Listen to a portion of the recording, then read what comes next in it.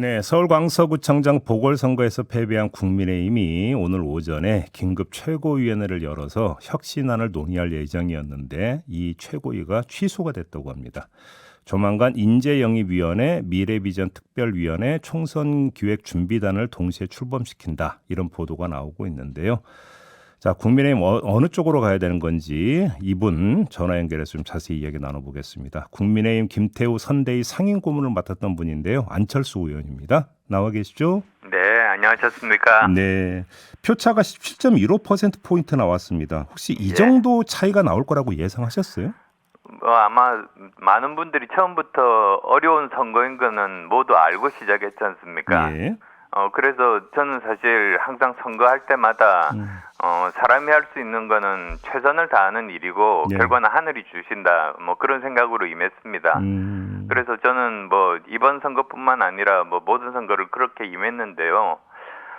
이번에 그 결과를 보고 제가 계속 이야기했던 수도권 위기론 네. 거기에 대해서 아마도 그 당에 있는 많은 의원들이 정말로 체감을 할 수 있지 않았을까 생각합니다. 수도권 위기론이 확인이 된 선거였다 이런 말씀이시네요. 예, 그렇습니다. 단순하게 뭐 저나 또는 그 윤 의원의 주장이 아니라 예. 이제는 당의 모든 분들이 그 이 현실을 냉정하고 객관적으로 알게 되셨을 거라고 그렇게 생각합니다. 그러면 좀 더 구체적으로 의원님이 진단하는 수도권 위기 징후는 어느 정도로 심각하다고 지금 읽고 계시는 겁니까?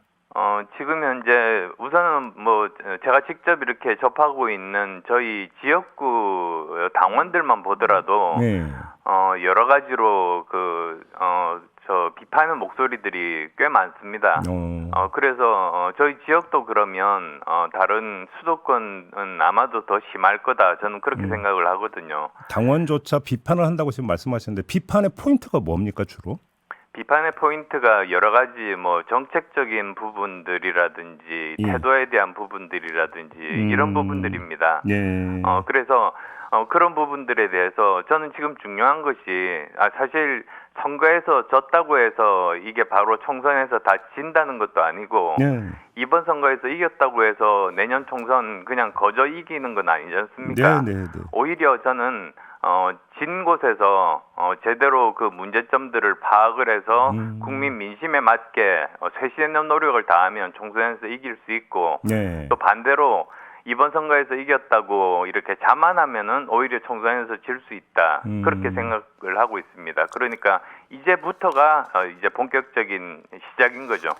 자, 지금 조금 전에 그 의원님께서 정책과 태도를 언급을 해주셨는데 정책이라고 하는 것은 그러니까 정부 여당의 정책의 지금 방향이나 구체적인 내용에서 어떤 문제가 있다고 평가하시는 겁니까? 뭐 지금 굉장히 여러 사안들이 많지 않습니까? 예. 근데 뭐 그 중에서 뭐 역사 문제도 있고 또 외교 문제도 있고 그리고 또 경제 문제도 있고 이런 것들이 많습니다. 예. 뭐 과학계에서 그 연구개발비가 축소된다든지 네네네. 그래서 뭐 거의 다방면에 이렇게 걸쳐져 있는데요.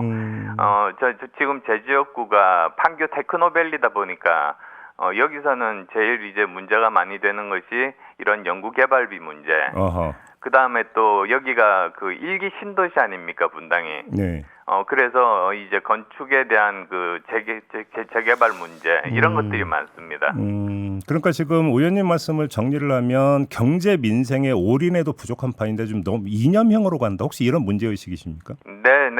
저 정확하게 말씀드리면 뭐 그 한마디로 거의 다 요약이 되는 것 같습니다. 그럼 이념형으로 가는 거에 대해서는 당원이나 주변 어떤 그 주민들은 뭐라고 하던가요? 지금 현재 사실 굉장히 경제가 어렵습니다. 예. 그리고 지금 현재 미국에서 계속 이렇게 장기 국채 금리가 지금 치솟고 있거든요. 예, 맞아요. 이 말은 무슨 말이냐면 앞으로 많은 사람들이 그 전까지는 금리가 내려갈 거라고 생각했는데 이 고금리가 지속되거나 오히려 더 올라갈 수 있다는 말입니다. 예, 그렇게 그렇죠. 되면 경제에 직격탄을 받게 되는 거죠. 네. 그리고 또 이제 환율 문제에도 굉장히 큰 영향을 미치고요. 음. 그래서 보다 더 이제 경제에 집중해 달라 그런 요구가 많고요. 네. 그다음 또 두 번째로 또 있습니다. 그 이런 전반적인 그런 경제뿐만 아니라 이제 각 산업들이 있습니다. 반도체도 있고 그다음에 뭐 저 여러 가지 디스플레이라든지 2차 전지라든지 자율 자동차라든지 이런 것들이 있는데 이런 것들에 대해서 각 산업 정책이 나와야 됩니다. 네, 네. 근데 구체적으로 각 분야별로 산업 정책이 잘 보이지를 않습니다. 전 세계적으로 특히 미국 같으면은 각 분야별로 산업 정책이 있고 거기에 따라서 법률들이 나오고 있거든요. 예, 예. 그래서 거기에 빨리 대응을 해야 된다. 거기에 대한 이런 요구들이 굉장히 많습니다. 알겠습니다. 태도는 윤석열 대통령의 태도가 핵심 문제라고 보십니까? 그러니까 어떤 문제에 대해서는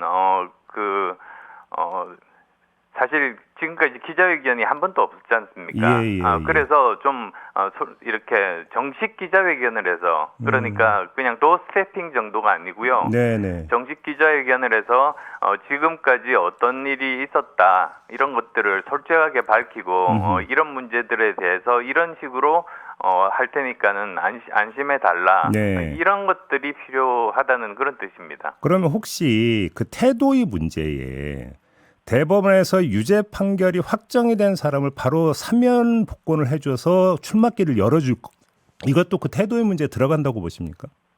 그 문제에 대해서는 대통령의 권한이니까요. 네. 뭐 거기에 대해서 다른 분들이 갖다붙어 말할 수는 없는 노릇이죠. 예. 근데 뭐 그런 것까지 다 포함해서 판단을 해서 이번 선거 결과가 나오지 않았나 생각합니다. 그러니까 선거 전략 이야기라고 나오면 가장 큰 패착은 어디에 있었다고 보세요? 가장 큰 패착은 아마도 뭐 전반적인 걸 겁니다, 사실. 근데 이번 선거에서 이제 이렇게 큰 차이로 패배를 했는데요. 네. 그것 자체가 거기서 우리가 많은 교훈을 얻어야 된다고 아까 말씀을 드렸습니다만 예. 더 구체적으로 이제 좀 더 들어가다 보면 그러면 어디에서 국민들이 많은 실망을 하셨을까? 결국은 그 민생 문제 아니겠습니까? 예. 지금 그 강서구 같은 경우에는 장애인 숫자라든지 또는 기초생활수급자 숫자라든지 이런 분들이 굉장히 많이 사십니다. 그래서 그런 부분들에 좀 더 집중을 해서 정책적으로 제대로 돌보는 그런 것들이 필요한데 그런 부분들이 많이 부족했지 않나 싶습니다. 알겠습니다. 그러니까 지금 그 의원님의 진단은 주로 이제 정부 쪽에 집중이 되어 있는데 당에서 지금 앞으로 어떻게 해야 될 것인가의 문제에 있어서 이 당의 문제에 있어서 가장 핵심적으로 먼저 풀어야 되는 게 뭐라고 보세요? 저는 사실 어제 그 페이스북에다가 두 가지 이야기를 했습니다. 예. 우선 첫 번째로는 그 당의 발전을 바라고 현재 민심이 정확하게 어떤 점에 대해서 정부에 요구한다 그런 것들을 말하는 사람들 네. 쓴소리가 될 수도 있죠. 그런 사람들과 그리고 또 반대로 자기 정치를 위해서 내부 총질을 하는 사람들은 분리해야 된다. 우선 저는 처음에 그렇게 말씀을 드렸고요. 네. 저도 사실은 여러 가지 사안에 대해서 주민들과 상의한 다음에 민심과 다른 정부 방향에 대해서는 제가 여러 번에 걸쳐서 이야기를 했으니까요. 그 다음에 또 두 번째로는 이제 확장 정치로 외연을 넓혀야 된다. 네.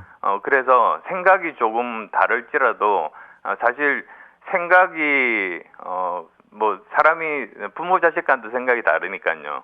근데 생각이 모두 다 같더라도 하나만 틀리면 적이다 이렇게 하면 안 된다는 거죠. 정치에서는 예. 생각이 다 달라도 하나만 같더라도 그 공통점을 가지고 같은 편이라고 생각하고 이제 그것을 제대로 실행에 옮기기 위해서 열심히 노력해야 된다 그 뜻입니다. 일단 우선 확장 정치요. 혹시 예. 이게 예를 들어서 금태섭 신당이나 양양자 신당 이런 쪽으로도 손을 잡아야 된다는 뜻을 그러니까 깔고 있는 말씀이십니까? 그러니까 우선은 대화가 필요합니다. 예. 지금 제가 보기로는 그렇게 대화를 적극적으로 하고 있지 않은 것 같은데요. 예. 서로 허심탄회하게 속을 터놓고 과연 무엇을 바라는가 예. 이것은 해줄 수 있다. 이러면서 조금씩 접점이 생기는 거 아니겠습니까? 협상을 해야 된다 이런 말씀이시네요. 네, 저는 그래서 단적으로 그런 제3의 신당을 하려는 분들조차도 우리 당에 합류할 수 있을 정도로 우리 당이 변화하면 네. 우리 당이 이길 수 있을 거다. 알겠습니다. 그렇게 생각합니다. 그리고 또 하나 내부 총질과 쓴소리를 말씀하셨는데, 그러니까 이준석 전 대표의 제명도 말씀하셨는데 이준석 대표가 내부 총질을 하고 있다고 했는데 이준석 전 대표는 아마 그게 쓴소리라고 주장을 할 것 같은데요. 기준점이 어떻게 다른 겁니까? 예, 그 설명은 그렇습니다. 그러니까 제가 10월 9일 날 지원 유세를 했습니다. 예. 근데 그때 제가 이렇게 지원 유세를 하는 도중에 시민 한 분이 네. 제가 표현 그대로 못 하는데 땡땡땡이라고 하시죠. 땡땡. 지 뭐 하고 자빠졌네. 예. 개 뭐 끼 이렇게 욕설을 했습니다. 의원님을 향해서 예, 그랬습니다. 예. 근데 저는 선거 여러 번 치러봤으니까요. 선거 과정에서 과열되면 흔히 나타나는 거라서 그래서 저는 뭐라고 하나 GX하고 자빠졌죠 하하하 하고 이렇게 유머로 승화시켰습니다. 그냥 유머로 받아친 것뿐이다. 네, 그렇습니다. 그래서 모든 건 동영상에 소리까지 그대로 다 이렇게 기록이 돼 있는 겁니다. 그래서 기자분들도 이걸 보고 이건 기사 가치가 없다고 해서 보도를 하지 않았는데요. 문제는 바로 그 다음 날 이제 보도가 하나도 안 나오니까 이준석이 가장 먼저 이 가짜 뉴스를 퍼뜨린 겁니다. 그러니까 앞에 그 시민분이 한 말씀은 그냥 다 삭제하고 안철수가 막말을 했다. 그래서 이번 선거에서 지게 되면 대통령 당대표 다음 세 번째로 제가 책임자다. 그렇게 거짓 뉴스를 퍼뜨린 겁니다. 그래서 거기에 따라서 민주당 대변인도 뭐 마치 짠 듯이 성명을 발표하고 그다음 2개 언론이 발표를 했는데요. 뭐 물론 다행히 동영상 전체를 제가 그다음에 유포를 하니까 대부분 언론들이 진실을 보도를 해주셨습니다. 알겠습니다. 노컷 뉴스 포함해서요. 그래서 저는 이렇게 있지도 않는 가짜 뉴스 생산해가지고 내부 총질하는 구성원들은 해당 행위자라고 생각해서 저는 당 윤리위에 제소하겠다 그렇게 말씀드린 겁니다. 그럼 그 뒤에 제소하셨어요? 저 제소할 겁니다. 조만간 제소할 겁니까 그러면? 네, 그렇습니다. 근데 어제 이제 그 개표 결과 나온 다음에 한쪽에서는 그 이준석 대표가 거의 득표율 차를 거의 근접해서 다 맞췄고 왜 이런 전략가를 당이 내치느냐 오히려 이런 또 목소리도 나오던데요. 그게 꼭 전략이라고 볼 수 있나요? 지난번 20대 총선 그 결과 그 정도 나올 거다라고 했었고 뭐 대부분의 사람들이 그 정도 차이가 최대한 날 수 있겠다 이렇게 생각을 했었던 거죠. 그러면 그 선거 과정에서 그럼 국민의힘 내부에서도 이 정도의 표차가 날 거라고 그러니까 내부적으로는 대충은 알고 있었다는 말씀이십니까? 다른 분하고 이렇게 뭐 얼마 지겠다 이렇게 이야기는 안 합니다. 네. 그렇지만 저 나름대로는 아마도 두 자리 숫자 이상으로 벌어지지 않을까. 요즘 민심도 그렇고 이렇게 생각했습니다. 알겠습니다. 김기현 대표 체제는 그대로 유지가 돼야 된다고 생각하세요? 저는 그 형식은 중요하지 않다고 생각합니다. 내용이 중요하다고 생각합니다. 그러니까 정말 꼭 해야 될 일이 첫 번째로는 지금 현재 우리 당이 처해 있는 상황을 객관적으로 파악하는 일. 그다음 또 두 번째로는 국민들께서 무엇을 원하는지를 정확하게 아는 것. 그다음 또 세 번째는 그에 맞게 당을 바꾸는 일에 정말로 최선을 다하는 것 이게 제일 시급하다고 생각하거든요. 그렇게 되면 아무래도 이제 당에 대해서 다시 돌아볼 수 있게 되겠죠. 이런 목소리도 있더라고요. 당 변화에서 핵심은 결국은 당과 용산과의 관계다. 너무 자율성이 없는 거 아니냐. 용산 출장소 아니냐. 이런 지적이 있던데 공감하십니까?